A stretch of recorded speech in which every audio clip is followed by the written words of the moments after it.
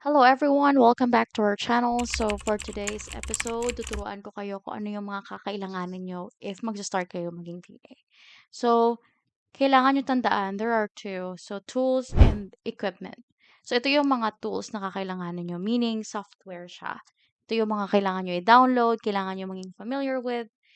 Hindi to complicated, hindi to sobrang hirap. Ito yung mga simple lang na kailangan nyong malaman o maging familiar bago kayo mag-start. Number one here is Canva. So, Canva is used for editing. Let me just show you real quick. Oops. Napakita ko na to dati kung ano ba yung itsura ng Canva. Kung paano gumawa ng resume. Check my video on how to make a resume. So, this is what it looks like if you have Canva. So, ito yung itsura niya. Dito kayo makakagawa ng resume, merong mga templates dito. If you're applying for a social media manager, ito talaga yung kinakailangan. Like, I mean, not just this. Meron pang ibang mga editing tool or mga tool na like this, pero ito yung sobrang simple para sa akin. You can start browsing there. Pwede kayong gumawa ng mga logo or presentation in here. Parang Microsoft Publisher siya. Ganun. Pero mas malawak to compare dun. So, Canva.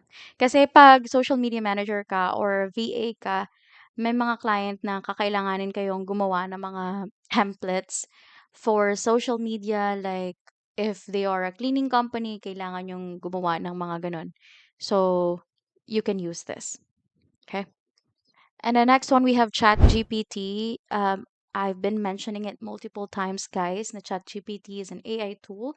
You can use this for grammar check or if kailangan kayo ng client na gumawa ng or uutusan kayo ng client nyo na gumawa ng ng email, ganyan, or research, pwede to. Kasi pag nag-research kayo, kailangan nyo pang isa-isahin, 'di ba? Kunyari, kailangan ng email ng client nyo ng na utusan kang gumawa ng ganito, ganyan. Isa lang to. Isang tool lang yung kakailanganin nyo, ChatGPT. Pwede nyo i-check yung grammar dito if hindi kayo confident sa grammar nyo. Ito yung tool na gagamitin nyo. Siguro naman lahat may alam sa ChatGPT. So, ito yun. Next one is Trello. Oops, sorry. Trello. Trello is used for task management, to-do list, and project tracking. So, that's your parang personal, ano mo to? Parang personal mo na tool na kailangan. Ito siya, Trello.com. Ito yung link, Trello.com. So, log in. Dito kasi, pwede nyo mong i-track yung mga, may ibang client na kailangan yung parang time blocking. Yung, kunyari, 9 to 10 a.m., sending emails out, 10 to 11, doing cold calling, mga ganon. So, if may Trello kayo, mas simple o mas madali sa inyo mag-track ng mga, wait lang mas madali sa inyo mag-track ng mga tasks nyo. May ganun. Inis naman. Okay. So, basta, ito yung itsura ng Trello. Parang notepad siya. Ganon. Okay, next one is Slack. Hindi lahat ng client nire-require kayo magkaroon ng Slack. Parang messaging tool siya. Ganon. Parang Microsoft Teams. Ito siya. Ayan. Merong mga dito, mga channel. Dito kayo magcha-chat ng client nyo, ng mga teammates nyo, ganyan. Pwede ka rin gumawa ng mga canvas dito, mga tracking din. Pero ito yung itsura niya. Ganito. Parang messaging tool siya. Parang messenger, ganon. Next one is Google Workspace. So, Google, alam naman natin lahat kung ano yung Google. Grabe naman. So, ito yung Gmail, Docsheets, Drive, and Calendar for daily VA work. So, Calendly, ganun, mga parang ganun. Google Calendar, meron din kasing calendar yung Google. Gmail, ito yung ginagamit pag nag-i-email ka, of course. And then Docs, Google Docs. Ngayon kasi tulad ko, yung client ko, mas ginagamit namin yung Google Docs compare sa Microsoft Word. So, Docs. Parang Microsoft Word din siya, pero Google Docs siya kasi it's from Google. And Google Drive, mas maganda if may Google Drive kayo sa lahat ng mga, kunyari may resume kayo, may portfolio kayo, mga gano'n. Mas maganda if may Google Drive kayo kasi 'pag ibang laptop or computer yung gagamitin niyo, maglo-login lang kayo sa Google niyo and then everything will be there. So, para easy access din. So, you can save your SOPs there, kung ano-ano mang mga documents na kailangan nyo i-save or video. Minsan kasi yung mga client nagre-require din sila ng mga introduction video, so you can use that. Next one is Microsoft. So if we have Google, then of course you need to be familiar with Microsoft 365. Um, ito yung Outlook, Word, Excel, PowerPoint, and OneDrive. Ganun din. Parang ganun din siya. Google and Microsoft. Sila lang naman dalawa. So yun, ito yung mga tool or essential tools na kakailangan ninyong maging familiar with before you start. So, kunyari, hindi ko nga nalagay dito yung Zoom. Minsan, pag interview, kailangan ng Zoom kasi dun, ewan ko, mas gusto ko yung Zoom kaysa sa Google Meet. Mas maganda yung Zoom quality. Ewan ko ba? Basta gusto ko yung Zoom. So, if Zoom naman, dun kayo mag-interview or may client meeting, yung iba, yung ibang client nagbayad ng Zoom. Parang premium siya para makapag-meeting kayo doon. Mas maganda gamitin yan. Okay. Well, next one are non-negotiable equipment. Ito yun siya. Ito yung mga hardware naman. So, of course, you need a laptop to start with, at least i5. Pero sabi ko nga sa inyo, whatever you have available is fine to start with. Hindi naman kailangan na sobrang bongga. Yung meron ka lang is okay to start. 8 gigabit of RAM, recommended but not required. Of course, kaya paano ka magsa-start ng VA if mag-VA if wala kang laptop or desktop. But for me, I would suggest you invest on getting a laptop kasi pag laptop kasi may battery na siya.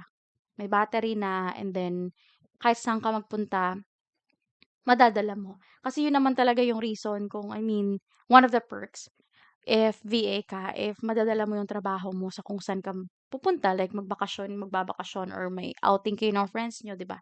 Mas convenient siya gamitin. And then stable internet connection if possible, meron kayong backup mobile data plus din 'yun. Ako kaya merong mga tools na kaya ng mobile data lang, like mag-hotspot ka lang sa phone mo, may gano'n. Yung sa'kin puwede, eh. Puwede kung wala kaming internet sa bahay, kaya ng mobile data ko lang sa smart ko, sa phone ko, yung tools namin kasi web-based siya. Pero meron ding mga tool na hindi kaya ng ano, hindi kaya ng mobile data lang, like yung may mga desktop, inside desktop, like yung VDI, parang gano'n. 'Pag nag-transcom ka, gano'n. Hindi 'yun kaya kasi sobrang ano niya, sobrang bigat niya, mga gano'n. JHL, kaya rin 'yun. Mabigat rin yung JHL na CRM, eh, pero kaya siya.